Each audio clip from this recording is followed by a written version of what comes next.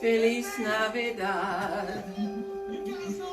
Good morning from Coffee and Pan Dulce. We are here at Casa Cano, the house of ill dispute, and boy, are we going to be disputing today. It's going to be fireworks. It's going to be very grinchy day.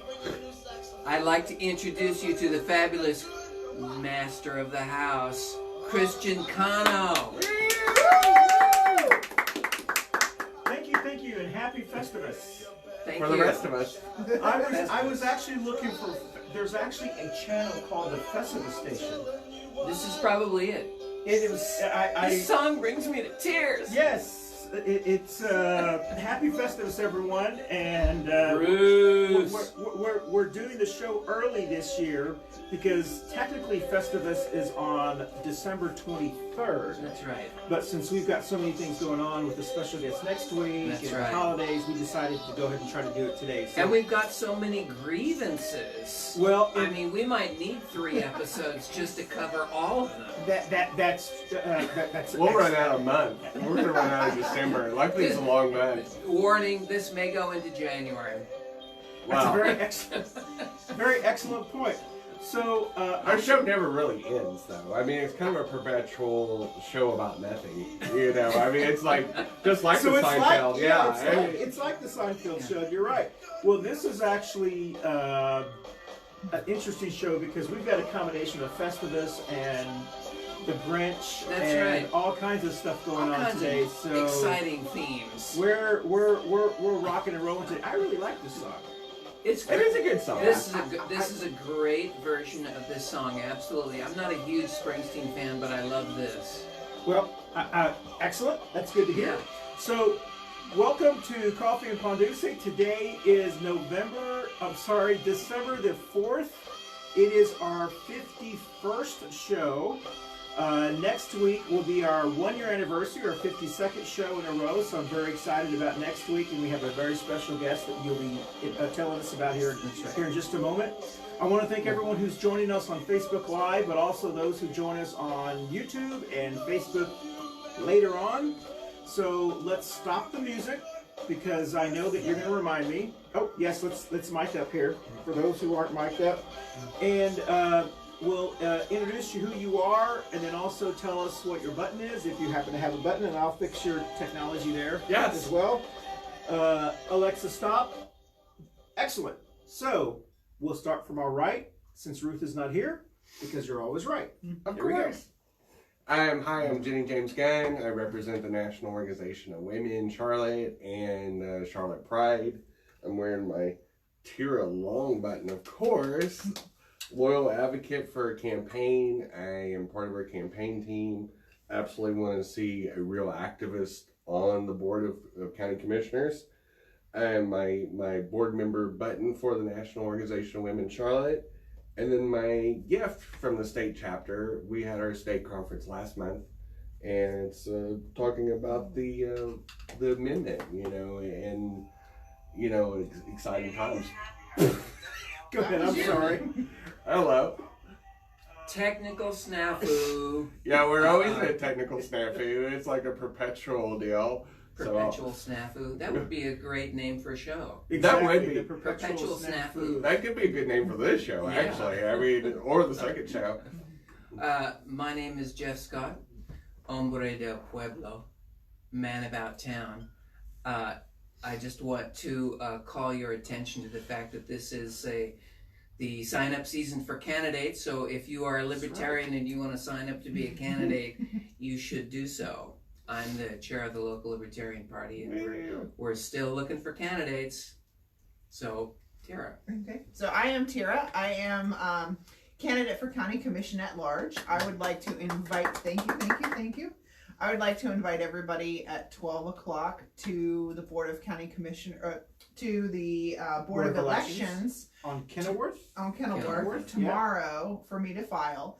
Cade Lee will be filing at 11:30. That's right, yeah. He is a dear friend, and I support him.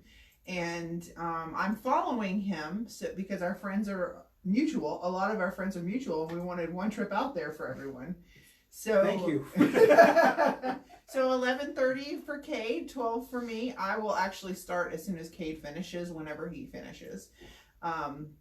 Cade's been a guest on our show. Yeah, Yes, he has. he's huge in Twice. the gun world. He does not. He is an advocate for safe gun laws. Yeah, gun sense legislation and so forth. I'm trying to remember. He's with United March for Life. Yeah, I March used for to Life. be. Yeah, Yeah. that's right. So he's very End the active. Violence with NAACP he was with. So yeah, he's got a lot of. He's a real activist like me. For those of you who do not know me, I'm one of the largest healthcare advocates. That's what I bring to the table. I go to everything, so I know a little bit about everything. But the largest thing that I see that is not being addressed by our politicians is healthcare issues. And that's something that the presidential candidates have picked up on, that, hey, look, this is the most important thing we need to talk about. But our local government does not seem to think it's important to talk about. And with most recently with the medic issue, they allowed wage garnishment to occur. However, they stopped it before it happened.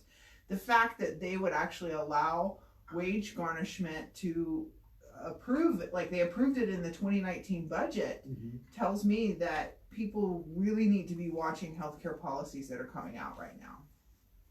Good.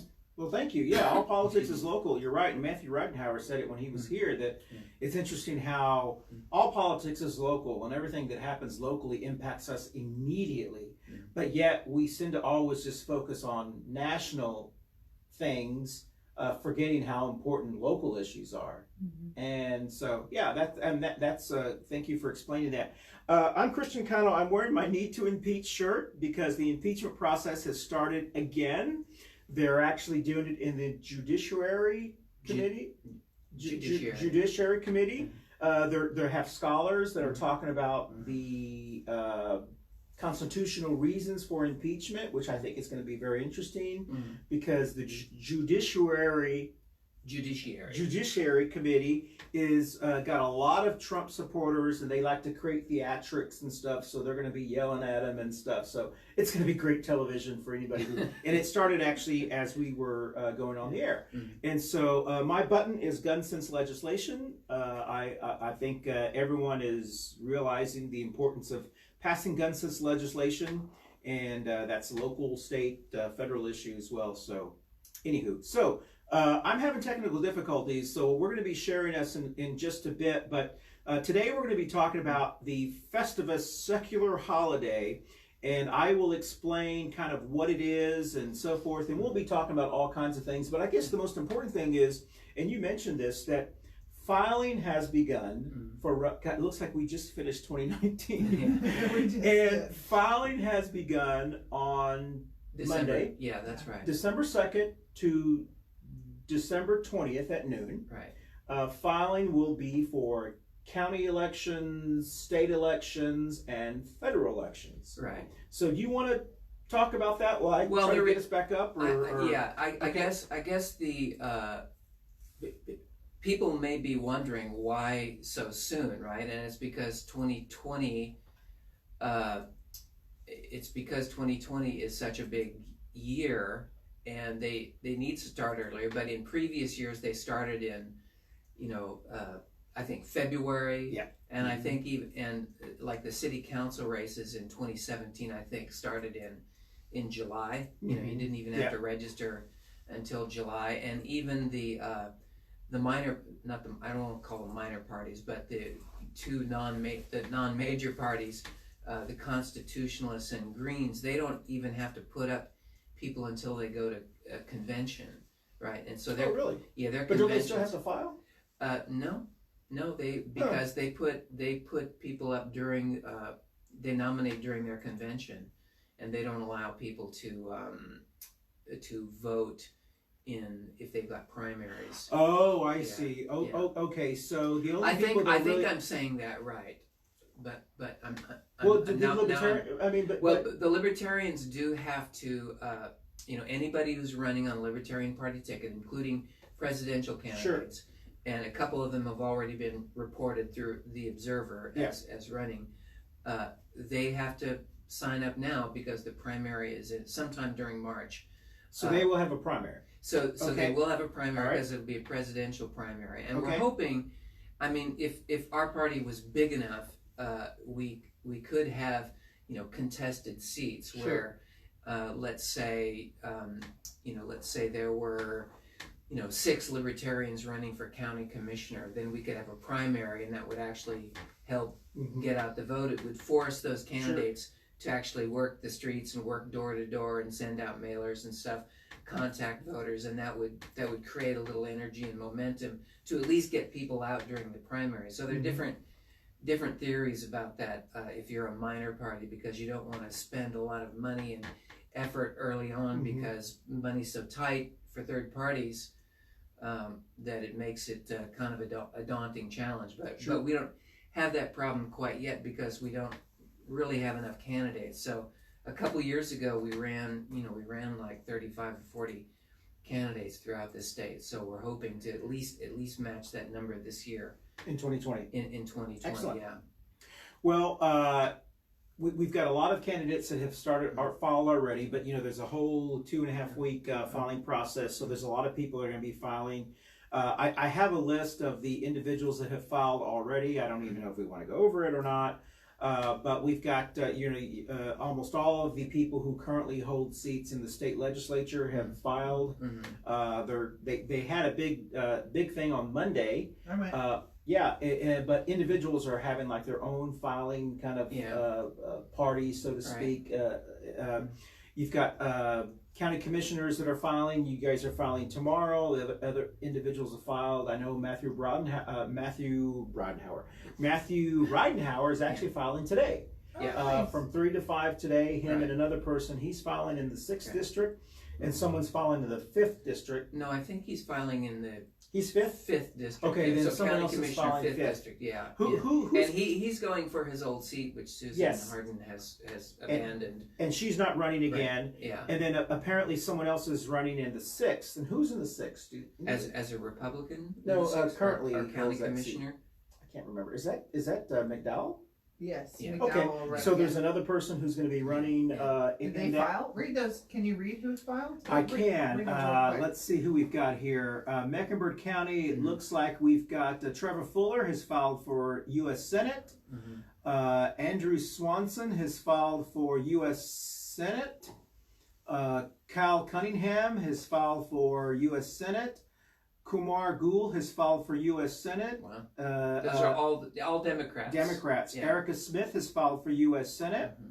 Daniel Bishop has filed for U.S. House, which is Congressional District 9, which I wanted to talk about briefly and how bizarre that's going to be. Let's see, Lieutenant Governors, Walter Toole, Vindal, Holly, Beasley. Yeah, Chaz Beasley's running. Oh, wow. What's he running for? Lieutenant Governor. Yeah. Oh. And you'll love who. So Terry Brown is going to, if he hasn't already filed, he's going to file for Chaz's current seat. Who's Terry Brown ran for City Council. Oh, wow. I love that match. Wow, that's interesting. I don't know if he's filed yet, but we'll hear when we hear. We got a lot of county commissioners. I think that's North Carolina Secretary of State. I'm trying to get down to. There's a bunch of other ones. I'm trying to get down to county commission, but there's so much on here. Yeah. But there's a lot of people who filed. Many more people will be filing. Vilma Leak looks like she has filed. Jim Puckett has filed again. That's wow. Right, yeah. Interesting. That's Powell's. So some people on the Republican Party are trying to regain the seats they lost, including Brawley, who's running against Hunt, and they're kind of adjacent here. Okay. I don't know if Doolin is going to try to run against Lofton in I think our House district, right? Our House district. I think, we're still in Lofton's district. Yeah, I think that's right. The only thing that has changed. It's really kind of complicated, and we won't really know for like another week, and probably right before filing ends, where people will start publishing those interactive maps where you can put your address in. Yeah. Because right now, if you put your address in, it shows the old district. Yeah, you're in. but you can do the new Oh, districts. Yeah, but okay. we won't do that now. But Yeah. I'll send you a link. Oh, excellent. Thank you. Because I was curious because you can do that. You can see where you were and where you are. excellent. If you'll send us that, because there's that's one page, really exciting for us to see. But as we continue to ramble on, let's toast to Coffee and Pan Dulce. I don't have my coffee with me. I left it in the other room again. But so cha-ching. it's just Yes. ka-ching. Yes. Thank you very much. Please enjoy the Pan Dulce today, which is Manolo's Bakery on Central Avenue. Our sponsor, Manolo's Bakery. Wonderful tamales. Put your holiday orders in for all the holidays. We also have a special vegan cookies. Yes. Vegan cookies. Tell us why. Well, I mean, it's National Cookie Day, which is December 4th, so... I thought every day was National Cookie Day. Well, I mean, you can never go wrong with a cookie. That's right. I mean, it's just like, I think it's automatic, but I am vegan, and so I definitely wanted to bring harm-free cookies to the table. Did you say herb free? No. Well, that's a different kind of cookie, which is not legal in North Carolina. And these don't have the special herbs and spices in there. And this is not a special kind of KFC. Special But herbs and spices. these are THC free. And I thought I was going to be the Grinch today. Yeah. Well, you can be the Grinch. You're automatically the Grinch every week. I feel my heart. I feel my heart expanding. But I'm a big fan of harm reduction, especially after we had a couple weeks ago when we had our deal about the opioid crisis and reducing harm, and I think it ties into our society in general that we have such a society wired to violence, wired to deal, which I think affects healthcare too. I think it affects physical and mental health care. I mean, you know, after 20 plus years of war, our nation has grown weary of that. Not so much to vote people out, which we should be doing. Everybody that voted the 9/11 wars in for profit probably should be voted out, but you know, it's a conscious choice for me. When I began my transition, I also began my journey towards going vegan, and one of the reasons was to, you know, reduce harm to myself physically, you know, by going vegan, but also reducing harm in the world and helping our environment.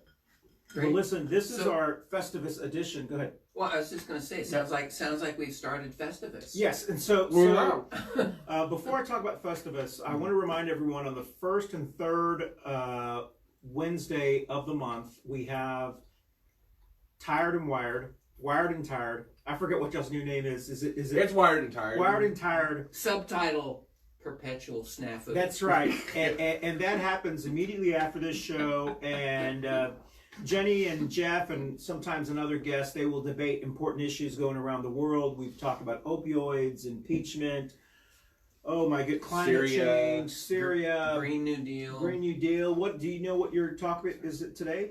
It's kind of more of a wrap show. I mean, we're going to talk about deal. We're going to talk about next week's special guest. You know, and the importance of politics and activism and that sort of thing. So kind of a general show, because this. Yeah, the show today will be the last show of the year. That's right, because we're going to take off the third, because we will have next week's show, which we have a special guest next week, which is a presidential candidate. Will be on the show. We're very excited. We've come a long way in a year. We have a presidential candidate, and tell us who the person is. Candidate's name is Jacob Hornberger. Jacob Hornberger, and he'll be doing a little bit of a whirlwind tour through the state. He's very concerned about North Carolina because we are having a primary. He lives in Virginia. He runs a foundation called the Future Freedom Foundation, FFF.org, and he's pretty brilliant. He's originally an attorney. You know, he was born and raised in Texas. He's got the Texas. So. He writes a daily blog, and he is very smart. You know, the question is, you know, is he going to be a good politician? Because he's entering politics I don't think he's entering politics for the first time. He's got fantastic training in his field as an attorney. He's very strong on. In some ways, he's more radical than I am on the whole issue of borders and open borders and the wall and stuff. So he's got some. So Ruth, I hope you feel better by next week. So he's can ask some questions. So he's got, he's pretty powerful. Excellent. Well, we're very excited. And we're going to try to calm him down when we get here. Okay. Well, yeah. Why are you mad? Because tee him up. Because we're just going to be in a chit chat environment. But he's got interviews with WBT. He's going to be. He's the night before. He's going to be in Wake County talking to the Libertarian Party there. And then that evening he'll be talking to the Libertarian Party here in Charlotte. So he's got he's going to be on it. So we're fortunate to have him on our little show, and we're glad to be able to have him and people to listen to what he has to say. So let's talk about Festivus. Have you seen these great hats we have on? It has nothing to do with Festivus. I just figured we could wear some hats. Yeah. So these are from the Grinch. That's right. Right? So anybody who knows the Grinch, watch the story of the Grinch, that's the reindeer. The dog. It's a The dog. dog. With The dog. reindeer. Yeah, the dog. It's Grinch's right there. That is the Grinch. I guess so. Yeah. You're the reindeer, the dog, right? Yeah, the dog. Yeah. Yeah. So I'm not sure what it has to do with Festivus, but the Grinch, the original animated version, which was narrated by the great Boris Karloff. I didn't know that. Yeah, and was animated by Chuck Jones. Was really fantastic. It's just a great animation tradition, and it has lasted all this time, and it's still as good as the day it came out. It's just really witty, really subtle. It's not just stupid jokes for really young kids that don't get subtle humor. It's for grown-ups too. No, a lot of that It's stuff. very funny, A lot of that stuff in that time period was really written for adults. That's right. What had a lot of double meaning, but also Yeah. a really good central story about That's right. greed and in not respecting your neighbor, and really some themes that are Right. not only timeless but timely now. I mean, That's right. if you watch the original Grinch cartoon and you think about it, you go, my God, you could play that at a gun sense deal, and you could play it at a homeless charity thing. There's so many things you could apply it to. Yeah. Probably all the political national conventions. Yeah. By the way, hi Philip Cano. Yeah, that cookie probably does have more nutrition than donuts. These are really good cookies. They are. They're fabulous. And it's very sweet. Is that naturally sweetened? Yeah. It's a good cookie. I made a vegan dessert for Thanksgiving last week, and people were surprised how flavorful it was. Yeah. People think, the moment they think about veganism, they think that all I'm going to do is going to eat carrots and salad. Yeah. And I'm like, yeah, there's a few more plants out there and herbs out there, I'm Jeff Scott. I approve of this. I mean, but yeah, I mean, the Grinch is just an amazing story, and it's very much a Festivus theme. It's really not as much about Christmas as it is about holiday and giving and community.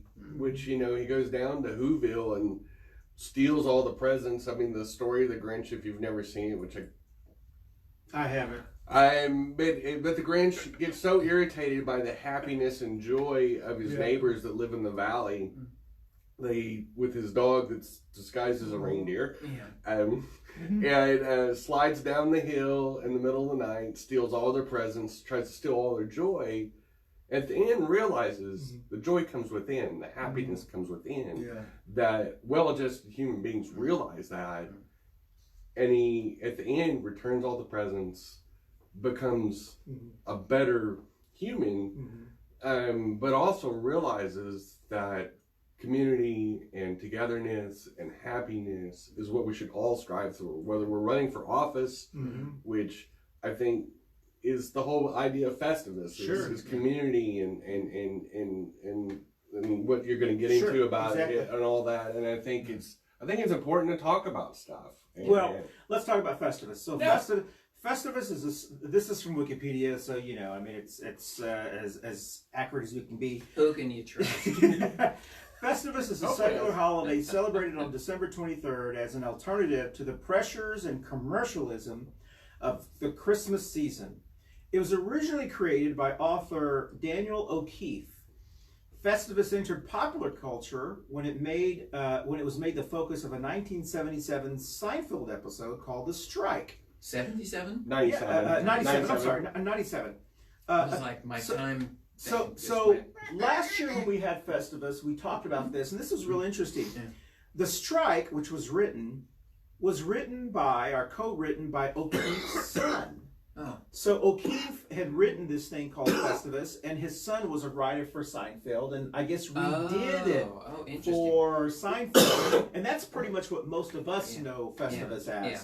So the non-commercial holiday, as depicted in Seinfeld, it has certain things that are attached to it. For an example, there is and you are waiting for this. There is the Festivus pole. We have 3 Festivus poles. There's 1, there's 2, there's another one that fell down. The Festivus pole.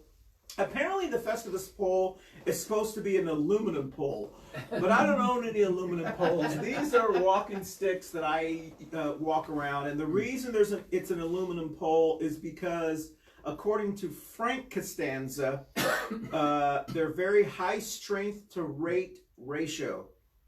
Ratio. And he didn't like all the glitter of a Christmas tree, so instead of a Christmas tree, they just have a aluminum pole, and that's what they celebrate. So it's kind of humorous. There is the Festivus dinner, which Jenny had volunteered to cook for today, but apparently we decided to have, so thank you. So this is our Festivus dinner. We did cookies. Exactly. Now, apparently... Hi, Lynn. Apparently George's boss brought a flask to the Festivus dinner, which none of us have. But if you do have a Festivus event, there should be someone that has a flask. And then there is the feats of strength, which means that you're supposed to arm wrestle someone. We'll do it verbally. Yeah, we'll do it later on. I don't want to make Jeff cry on here. And then and then there is a Festivus miracle that happens after all of this is done. And I'm not, every household will actually end up having a miracle, so a miracle will happen to us between now and whatever. But the most it's a miracle that they still allow us on the air. That's right. 51 episodes. That's a miracle in itself. Exactly. Hello, Lynn. Thank you for watching us. Yes, she's talking about Festivus. So, but the most important, it's not the most important, but it's the funniest one, because we did this last year. Yeah. It is the Festivus airing of grievances. Oh, the airing of grievance takes place immediately after Festivus dinner. And it started off by Frank Costanza saying, "I got a lot of problems with you people, and now you're going to hear about it." And then we get to share our grievances. So if you're ready for our grievances, is everybody ready to share their grievances? Yeah. Then I will start it off. Listen, I got a lot of problem with you people. That's Ben Stiller. And now... No, Ben Stiller's father. Yeah, that's Stiller. Stiller Sr. Well, I can't remember his I was name. in character. I'm so sorry. Let's do it again. I'm so sorry. Okay. I got a lot of problems with you people. Yeah. And now you're going to hear about it. Scene. All right. Who wants to start with your grievances? Let's start with Jeff. He's been waiting for this. He is like, Jeff. he's about to pop over here. Okay, I've got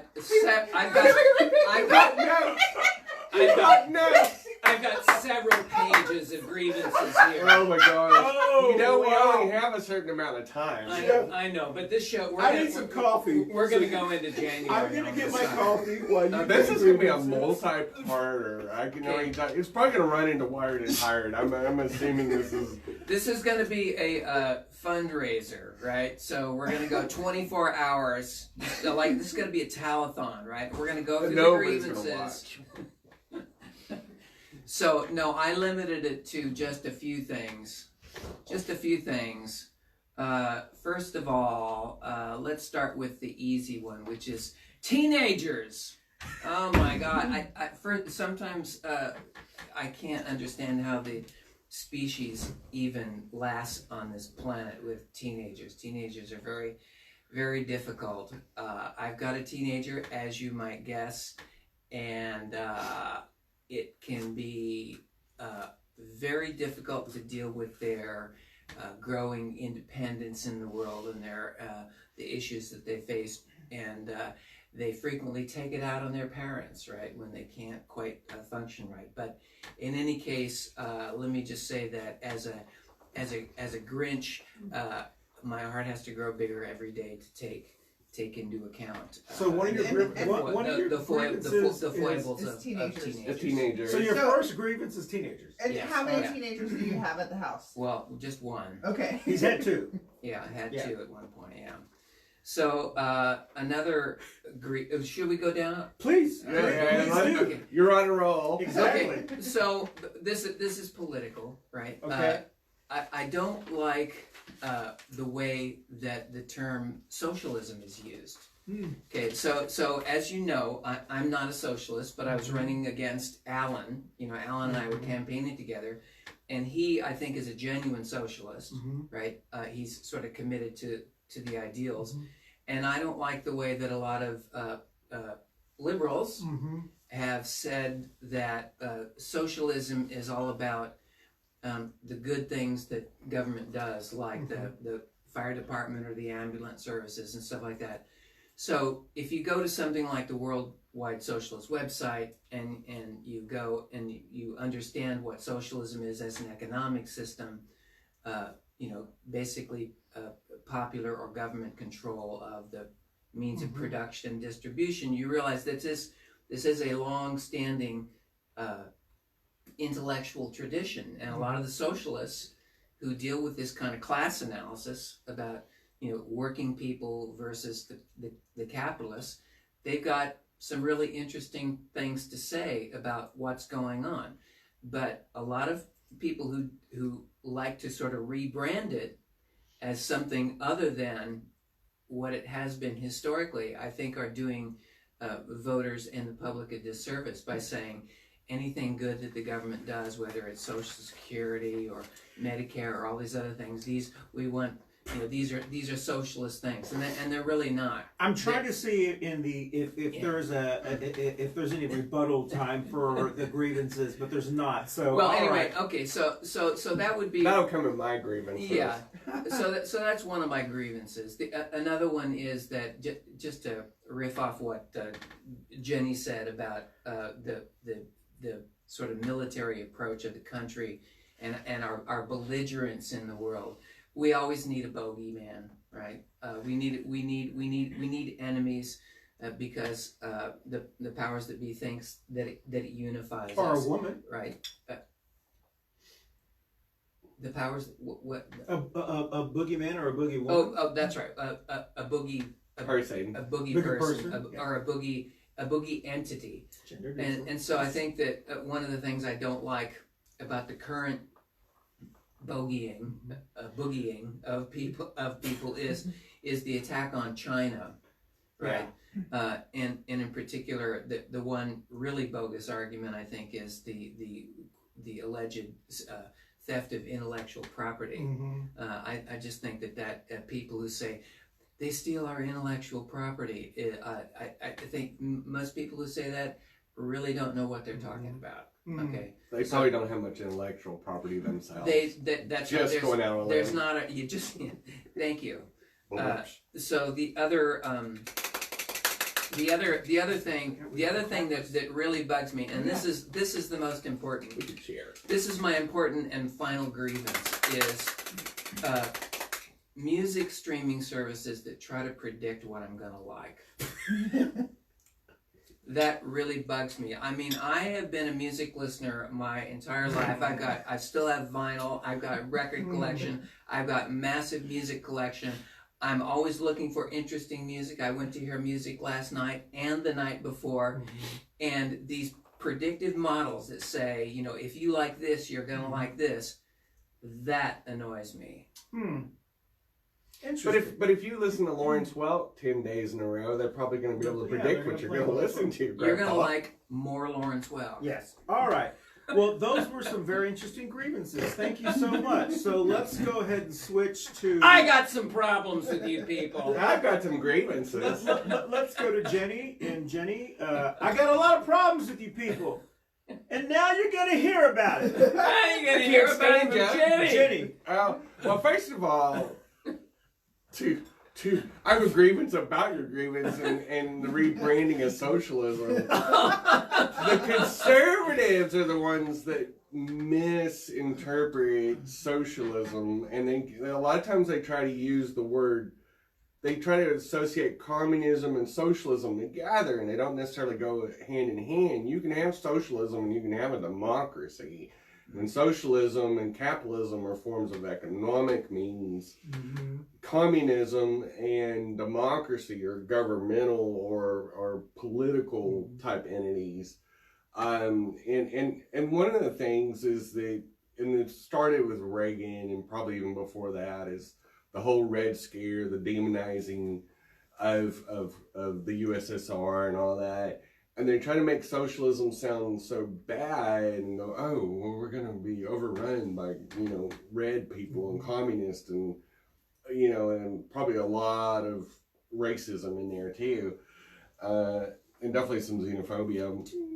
But I think demonizing, when we see this a lot, I think from conservatives more than anybody, where they have to have like you said, a perceived enemy. So, when marriage equality passed, mm-hmm. and when we got marriage equality, then they had to switch it to the trans population. Mm-hmm. And then what the Republicans have done, and this is my biggest grievance of all, is targeting specific populations, mm-hmm. Especially the religious right, and claiming morality the same way they do with the war on drugs, is that they're making medical things, like me being trans, or using drugs, as a medical condition. They're demonizing it as a moral failing, mm-hmm. and attacking people, and it increases harm, mm-hmm. and using words and weaponizing things like somebody's faith, mm-hmm. for example, is why we have so many problems now. It's why,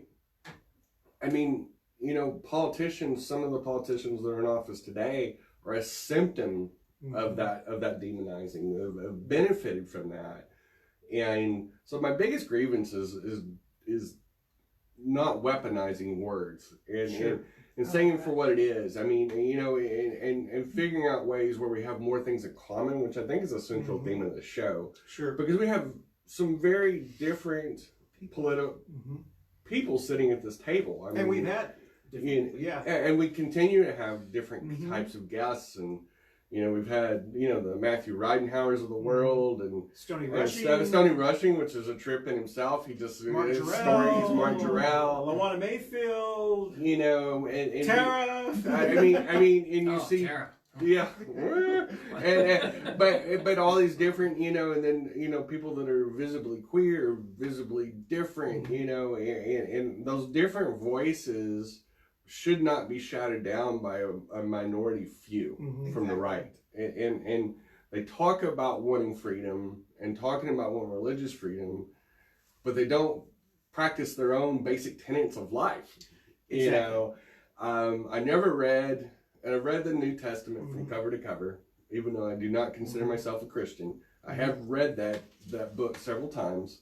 I never remember Jesus saying anything about shout down your neighbor, isolate your neighbor, mm-hmm. harm your neighbor. Mm-hmm. And when you target trans people, like the Republicans have, there should be people in jail for that. Yeah. Because it's murder. Mm-hmm. When you isolate people and highlight them and say, they're doing something wrong, when we've existed for millennia, mm-hmm. and they're doing all these fear tactics, it's getting people like me killed. Mm-hmm. And isolated from society, it's causing us to have problems with employment mm-hmm. and access to medical care. And we have doctors on moral grounds is refusing to treat us. Well, so there's my big grievance. That was a little heavy. That was a big grievance. That was heavy, thank you. But I'm tired of it. Do you have grievance you want to... I got to say it first. Hold on. Yeah. I got a lot of problems with you people. And now you got to hear about it. Tera's next. my problems, one of them actually echoes something that Jenny brings.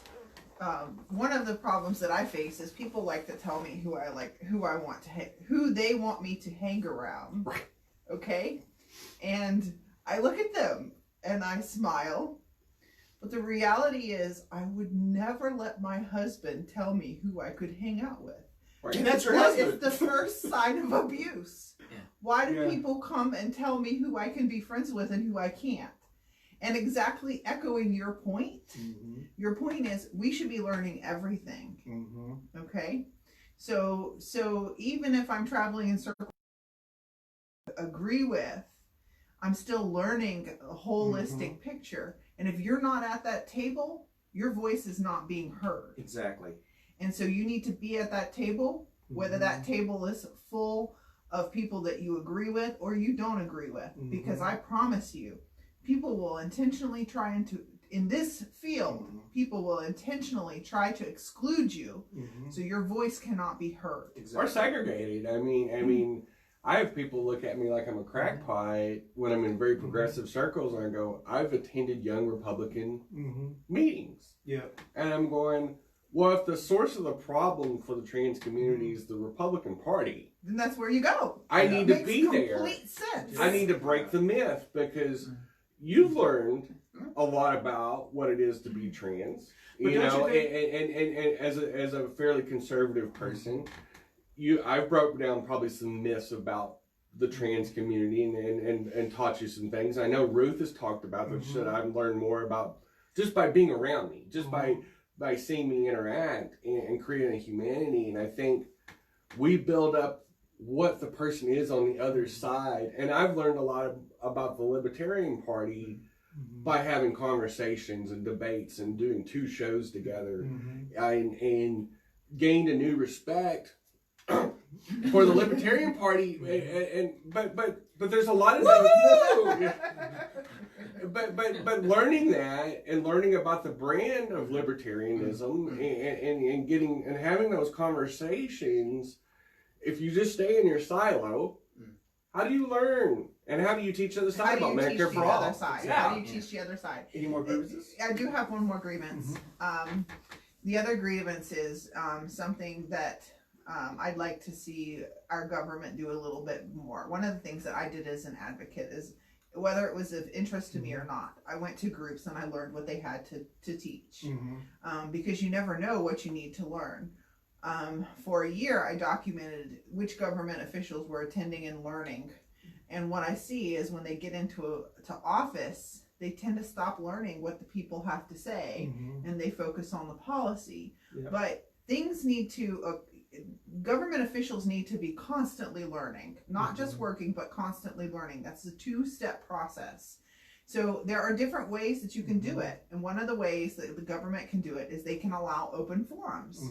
So like during the Board of County Commissioners, we can go in and we can educate the government. Sometimes we have 3 minutes to speak. Sometimes we have 10 minutes for whoever shows up. But that is a way for us, because if they're not coming to our groups to learn the content, that is our way as constituents to teach them what they need to know.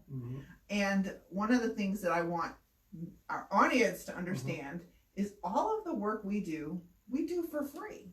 And so when people are going to candidate forums, or when people are going to speak at government events, that's volunteer time. They could be sitting on the couch eating potato chips. They could be spending time with their loved ones.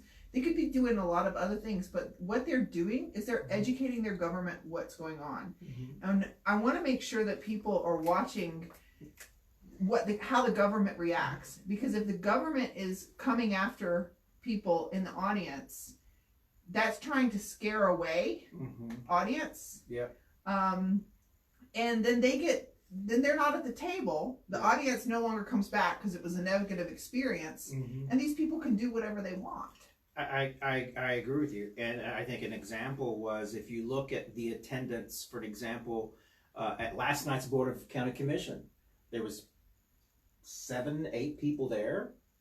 It was kind of not cool, including though. staff. And they were late.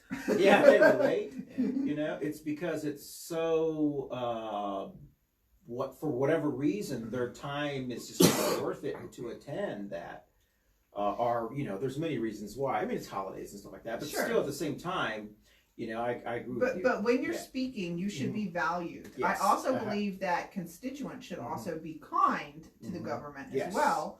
But when your voice should be validated, and that goes, like, I'm not just speaking on the board of Yeah. county commissioners, but you know, we have the delegation that we can speak at. Yeah. But also, I want to see the government officials coming to the meetings. We have a special guest that just walked in. Hi. Special Come guest. on in. Special Hello. guest. Pull up a chair. Look who's here. Yeah. Is So- this the Festivus Miracle that you were talking There's our about? Festivus Miracle. Oh my goodness. Has his Christmas sweater on. Oh, yeah. Come on in. Come on in. Yay. Have I missed the airing of grievances? Well, No, no, you you came came in. in. Yeah, She's just Just illustrated her second one. yeah, I was slow gonna real point bit so out- to be in Is it in frame. the mic? Two things. Is one that Philip said, "Amen, sister." I don't know if he meant it towards me or Tara, but either way, thank you. Also, Lynn said, "What song makes you get up and dance?" Which is a great segue. So, I mean, what song would make you get up and dance? I mean, you know, even if it's the white girl dance. I mean, Pop like, music. Pop music. Pop music. I think there's some Well, you songs know, that make you want to But the dance. problem is we're Everybody's all talking connected. about We I know. can't get up and dance. I know. We will dance at the end. Yeah, we Always dance have at our the dance very party. end, but that's a great question. Yeah, I think we got a little tied up. Well, listen, we got a special guest that just walked in. Those who know us or watch us, you probably know who this person is. And I know him by his daughter because she is like the social media queen of the postings. Oh, yeah. I've seen so many wonderful postings of you and your daughter. Tell us who you are. So I'm Alan Smith, member of the North Carolina Green Party, former congressional candidate in the special election this year. Excellent. Oh, you're perfectly in frame. Excellent. Perfect. Yay. Excellent. And So- I'm trying to get you a stick so that you can be festive. Yes. So these are It's a Festivus impromptu poll. Festivus Oh, I like polls. that. So you're just in time to tell us your grievance. Would you mind participating in the grievance part? Sure. Okay. Yeah. I forgot my line. So don't block the Oh, where's- camera with your. where's- With your your- pole. with Slide your- your pole over a Oh little bit. yeah. Okay, here we go. I got a lot of problems with you people, and now you're going to hear about it. Please tell us about your grievances. Hold the pole so it's not blocking the camera. Oh, yeah, sure, there we Here go. we go. Yeah. So my grievance. Oh, geez, I'm so on the spot here. Well, wait, should we briefly recap ours? Yeah, oh, that would well, be great. Tara was talking about. Just go ahead. Okay, so I just said that citizens should be free to speak their mind as long as they're saying it positively and not hurting the government officials. But they're like, we're volunteers, and that needs to be respected. And the second thing is that I can't stand when people try and tell me who I can be friends with. like I'm going to be nice to everybody, and if they're nice to me back, then it's going to be reciprocated. And we don't have to agree on everything. But my point of it is, my husband has never asked me or told me who I can hang out with and who I can't. But if he did, I would see that as a sign of abuse. Exactly. But in our political world, people just come up to me all the time and say, "You can't be friends with so and so," and I'm like, "Why? He's a volunteer. We're here to help together. We're working together. We may not always align on every single issue, but if he's at that table, I want to be at that table so that my voice can go in too." Exactly. Makes sense. I'll just give you an overview of mine. I complained about teenagers because, of course, I have one, and you don't know what this problem is, but you will have it in your future. The other one is I don't like this redefinition of socialism. I pointed out earlier that you are a socialist, Right. but there's a lot of liberals that kind of say anything good, you know, like having great fire departments or any other government services is like really good socialism. So they're trying to like soft sell it. And I believe that we need to respect this great intellectual tradition of socialists because it's interesting, the class analysis and everything else that they talk about.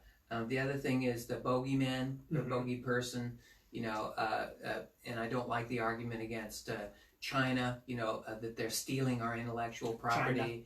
I think it's a very, very phony argument. And then my last and most important is I hate these AI predictive music services where they're trying to predict what I'm gonna like, and I'm just too complicated. All right. And Jenny, tell us what yours is. Mine is that the right the conservatives have tried to rebrand socialism as communism, and they're like, oh, we're going to be taken over by the communists if we embrace socialism. I'm like, no, hasn't happened in Western Europe at all. It's a very false narrative. And the second thing is the violence of words, and how especially the Republican Party has targeted people like me and the LGBT community and tried to isolate us and make us look like we're trying to destroy America or make America gay or have some gay agenda. I'm like, well, the gay agenda is just so that we can live our lives and not be hated on and refuse services and die in a emergency room because a doctor refuses to treat me for a car wreck or something. And I think just isolating us and telling us that we can't go to a certain bathroom or just creates a negativity around something as simple as medical care. I mean, being trans is a medical condition. I've been diagnosed by 2 medical clinics. It has nothing to do with my morality. It has nothing to do with, I didn't wake up one day and go, wow, I look really good in women's clothing. I think I'll be a woman now.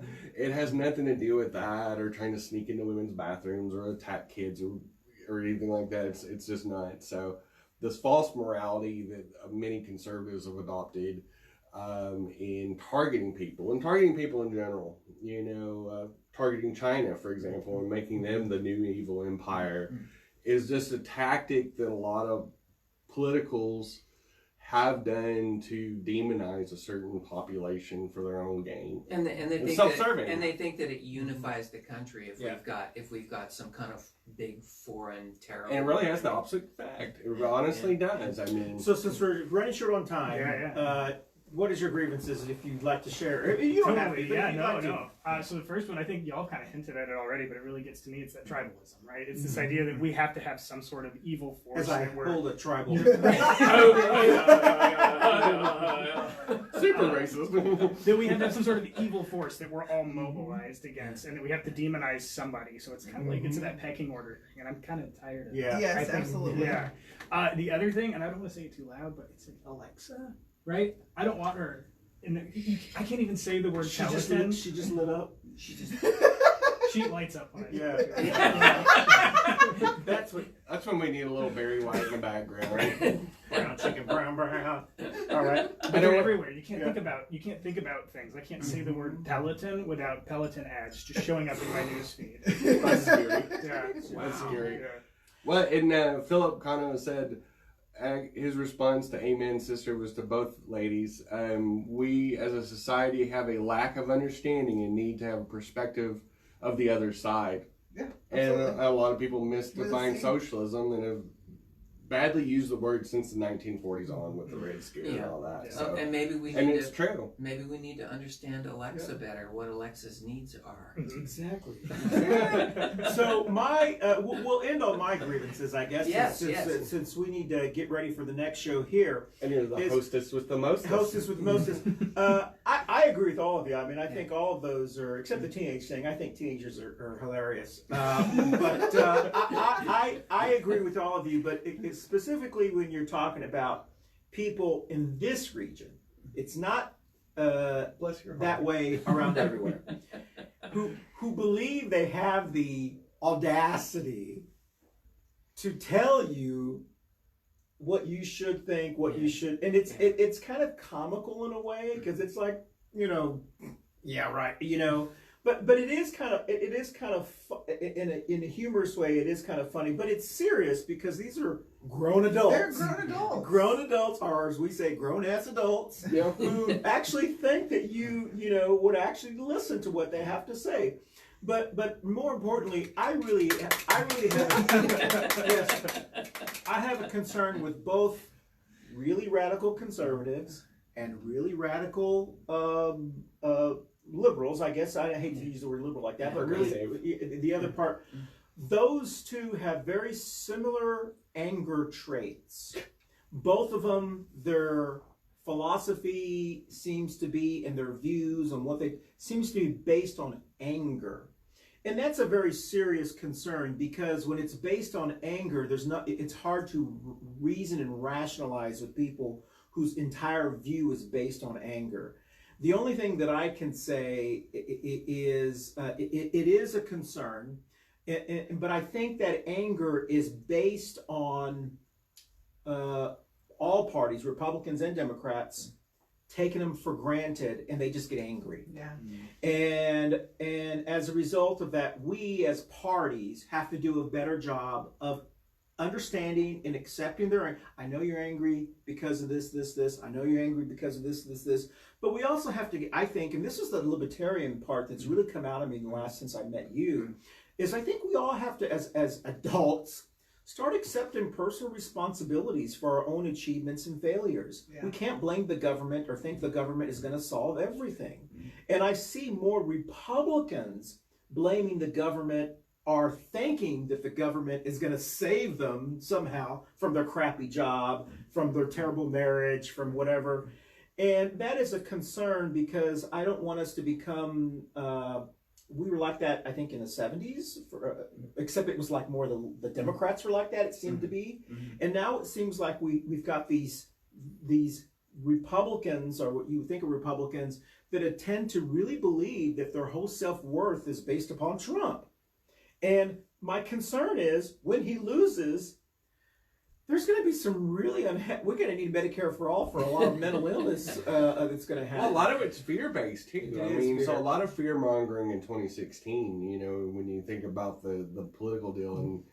And my concern is that it's carrying over in 2020, and that every issue is a crisis. Everything is so urgent that now voters are going, well, what isn't a crisis? Exactly. It's a shorter list, kind of like your grievance list that never ends. It's such a, when you use fear all the time, it's like the boy that called wolf, cried wolf. Yeah. Eventually people stop listening But and I get do eaten by the wolf. I do think the reality is we're probably going to go through 2 more election cycles of this type of environment.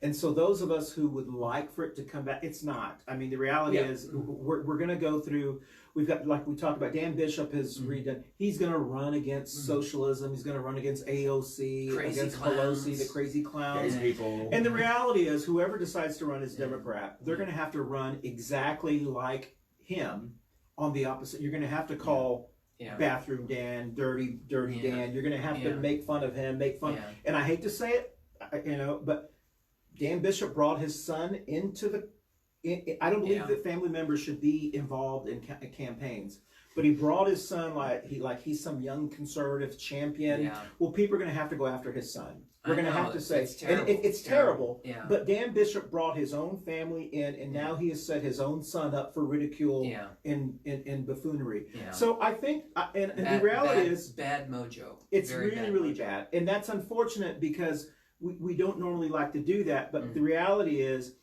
and I had this conversation on Sunday with a friend of ours that sat here, is a huge Trump fan.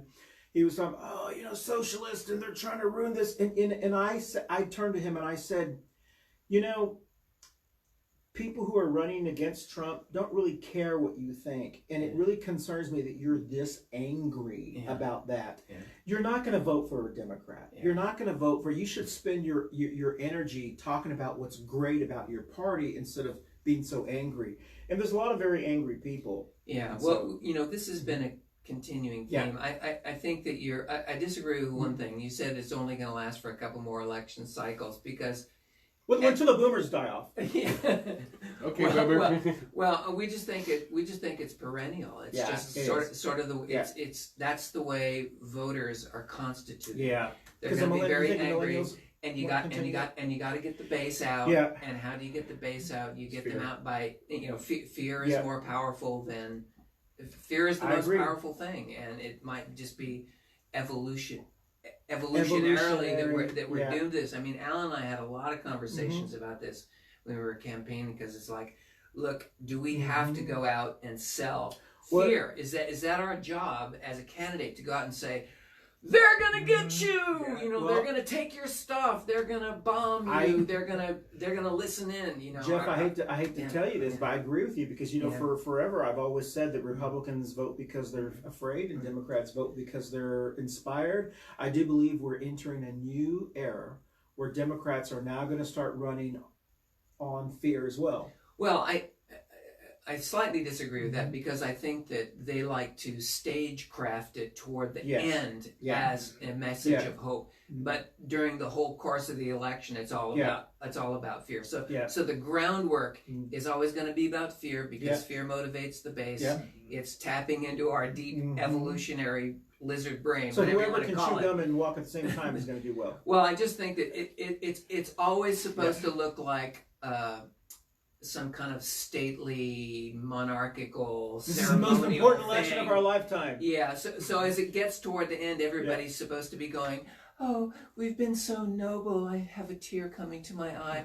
We're going to vote for a candidate because he's promised us so much hope and loving and caring. And I was going to blah, blah, address blah, our blah. audience real quick. Lynn said, I still have zero shame in being a friend of Cano. I agree with all of you. Tera, don't let anybody tell us who to associate with. So, yeah, and I do think that is ridiculous. I think you should be able to associate with whoever you want. Yeah. That's silly. That's It's like like we're it's like like grade high school. Yeah, like junior high. Oh, you got to be with the cool kids. It's like, oh my god. Well, I just want to say, everyone. I will want to learn say from right everyone. now that this is the cool kids table. yes, exactly. oh well, yeah. I mean, that If you was wanna that was assumed. Oh, that's the name of our show, the Cool Kids Table. Yeah, right. So on that I'm gonna note, take a we lunch have done we got to quickly get ready for the next show. Jenny, Wired and Tired with Jenny and Jeff. And are you Special there for the guest. second I'm show? here for the second Yeah. show. Wow. Yeah, we wanted Yeah. a special guest, That's and, wonderful. That's right. and, Well- and Wired and Tired started with us three. Exactly. So That's our true. first edition, That is Alan true. was there. Y'all too. talked about The environment. Climate change. That's right. Climate change. Excellent. That's right. Well, listen, thank you so much for joining us on our Festivus edition. This was a little bit different than I thought it would be, but it was still exciting and great. And you don't have to hold on to that Festivus. It's already at the end. You might as well let him just write it out. Just right. don't stab me with it. Right. Don't forget, next week we will have a presidential candidate on the show, and we will have more pan dulce. I'll remember to get one of those Mexican cannolis Yeah. for him to eat as well. Oh, wow. So please join us next week. Watch What us, did he say? share us, Yes. whatever. Tara's got some new signs going out. So If you want one, I'm going to leave some with Cano. yeah, And- just leave some and message me and And also, you can message me as well if I'm on your contact list. excellent. So thank you, everyone. Thank you, everyone who is actually signing up to run for office. It takes a lot from you and your family member to run for office. Filing goes until the 20th. So we will have people that will file at 11 o'clock on the 20th, right before filing closes. So tell us where you're going to be. I'm going to go behind the camera. And thank you for joining us. Happy Festivus. Oh, yes, I'll take the mics off. I'm going to be right here with Jenny and Jeff. Alexa, play music. I'm going to be in the same situation, and tonight I'll be at the National Organization of Women's holiday party at the Rabbit Hole, and we have an open mic thing going on. Join us. Well, I'm going to be going to ATC to see the Great American Trailer Park Christmas Musical, which is a fabulous, not safe for work, not safe for your whole family. This is a body Merry Christmas show that you're gonna laugh, you're gonna cry, it's gonna become part of you. Tomorrow at noon, I'm filing at the Board of Elections. So Excellent. I'd like to see you there. I'll be there. All right. Thank you. Happy Festivus. Everybody wave. Bye. He knows when you're awake. He knows it.